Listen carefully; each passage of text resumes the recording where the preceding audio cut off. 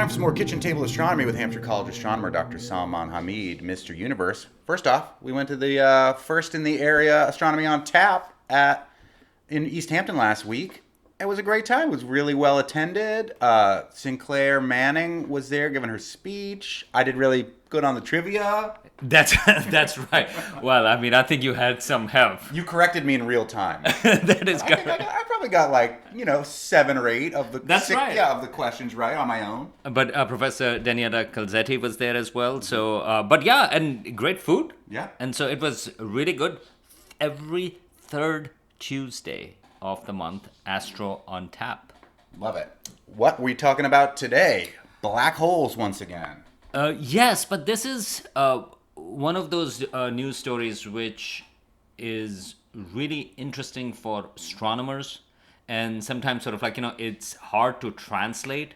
But let me just try to do that. So this news item came out, or this paper came out in Nature, the journal Nature, last week. And of course, as you know, things that show up in Nature or Science are usually considered those stories that are not just important for astronomy, but important for the sciences in general.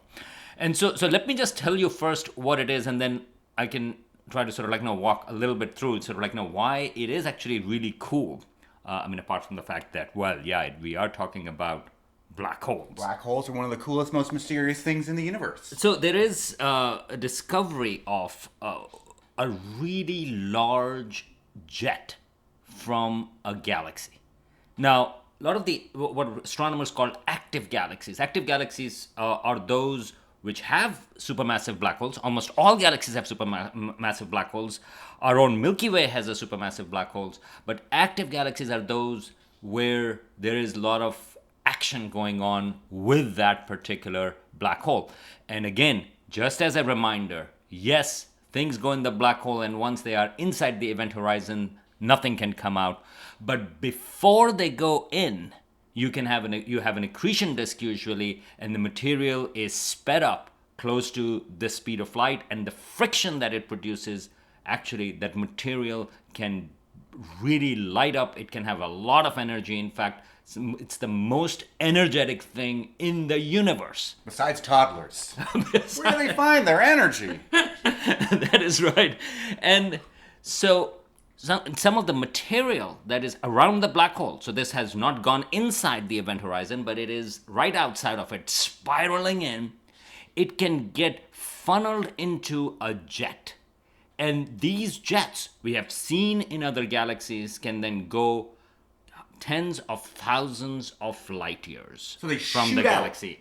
From the accretion disk around the black hole. Black holes are so dense that once anything goes inside them, we will not see them again. Even light cannot escape. But around the black hole, things are spinning close to the speed of light, creating all this energy, and sometimes so much energy builds up that it shoots out like a laser beam, but of light and energy. That's right. And these are what is called collimated, meaning to say they stay narrow, which is a really amazing thing. You're talking about tens of thousands of light years, or hundreds of thousands of light years, and they stay very narrow, and that's because there are very high magnetic fields in there. So all of this stuff we have known, and of course you need material, a lot of material around the black hole to create all of these things. So that's what astronomers call an active galaxy, or the black hole is active.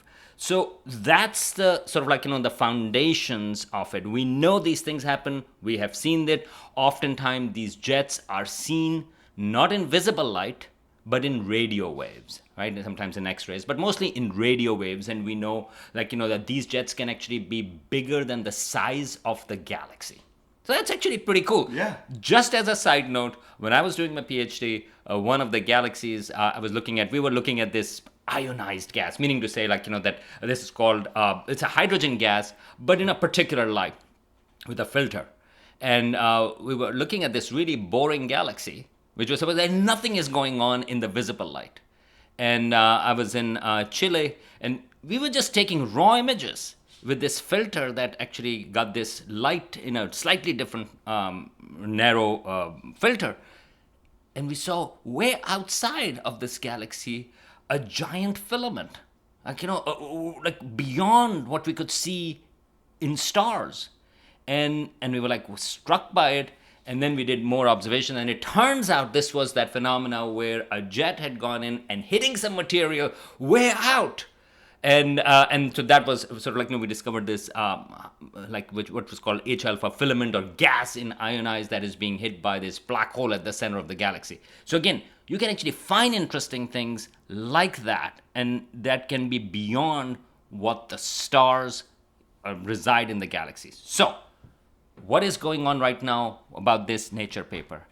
Well, astronomers have discovered the largest jet ever.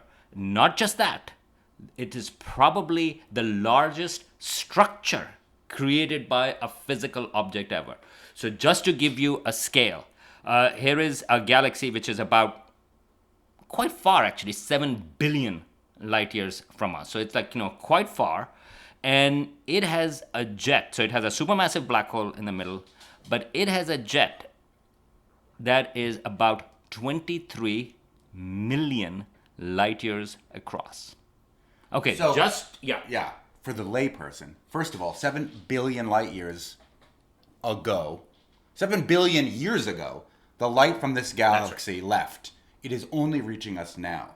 The light emanating from this black hole is how big? Okay, so this is basically when the universe was about half its current age. Right. If you think about it that way.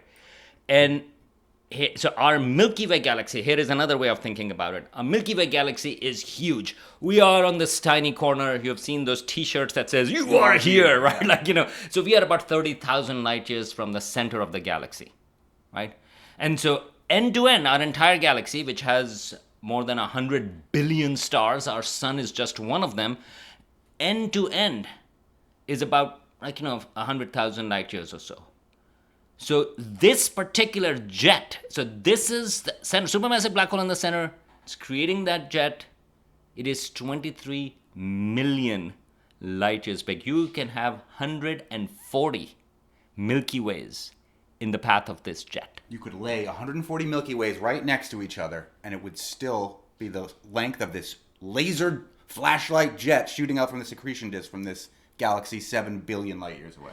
So the scale is staggering. This is the largest jet that astronomers have detected so far, and they have named it Porphyrion, the giant, within Greek mythology. Because it's giant. Right. It's two of my least favorite football teams, the Jets and the Giants. That's right, and we're not going to talk about football, I guess. And so it has been detected in radio waves using one telescope that is a network of telescopes called LOFAR, which is low frequency array, and then the other one is giant meter wave radio telescope in India. And so they've used this data to actually found this gigantic structure. Now, here is why astronomers are excited about it. So I was saying, okay, fine, you found this big jet. What's the big deal? Well, in order to have this jet really collimated for 23 million light years, I mean, that's a very long distance. Usually you would expect something to come in and, stop it, block it, change its direction. None of that has happened.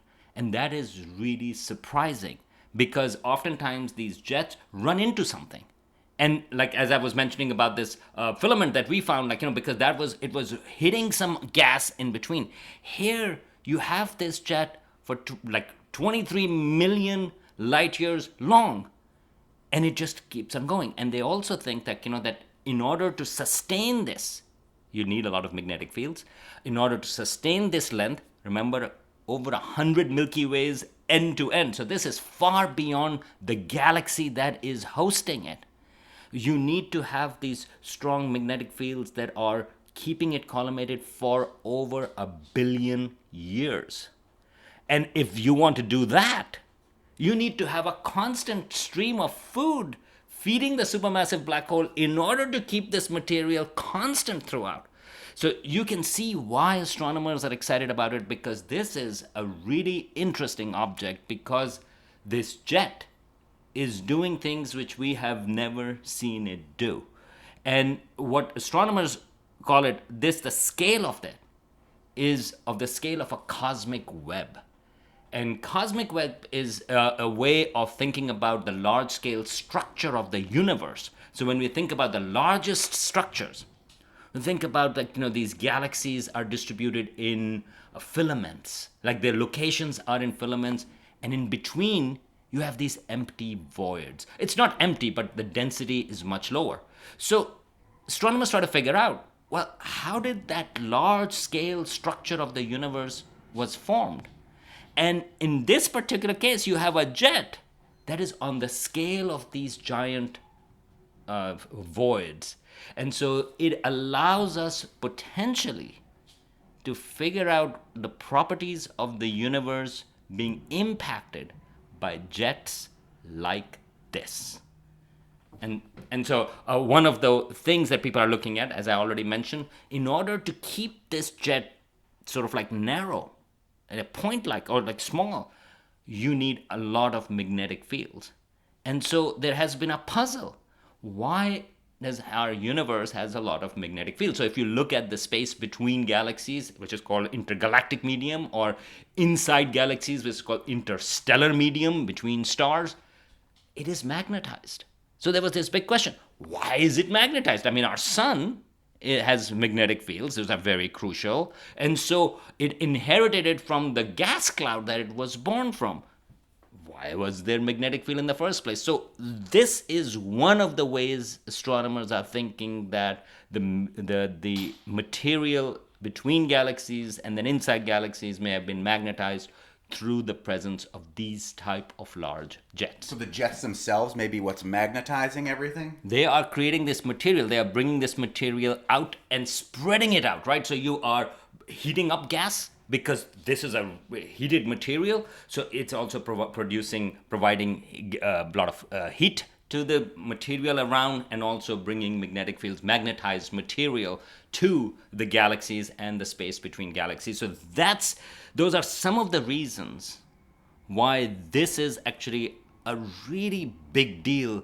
But it's a little more tricky in terms of thinking about, this is 7 billion light years away. But, when the universe was half the age of the universe, who cares? It's not the first galaxy. No, but this is actually it's a really interesting discovery, and it can have really real implications in terms of the way we think our universe evolved.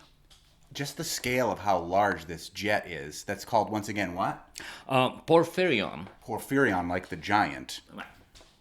If you took a flashlight and turned it on and followed the light, it would take 23 million years from when you turned that flashlight on to get to the end of where that light beam was shooting out to. 23 million years at the speed of light. Right. And not at your speed, not at the fastest your Tesla can drive. And just as a scale, once more, Andromeda Galaxy is about 2 million light years away.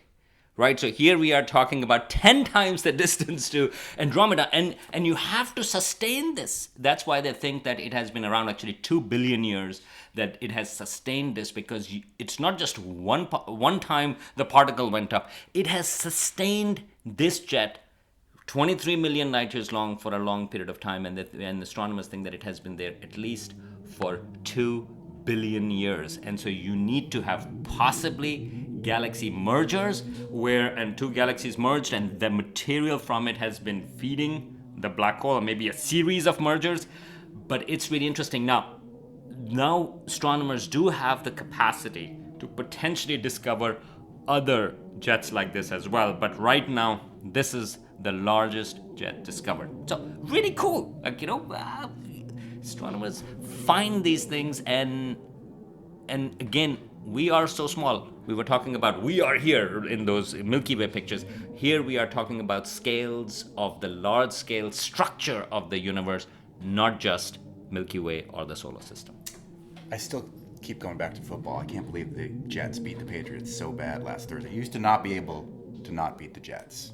But that's changed. But this is the reason why cosmic perspective is so important. Because you go like, you know what? So what if we lose? But think about it. Dinosaurs got extinct, and so will we. Football, really, not many people will remember the scores, except for the Patriots dynasty, of course. Oh yeah, that'll go on forever. That will go.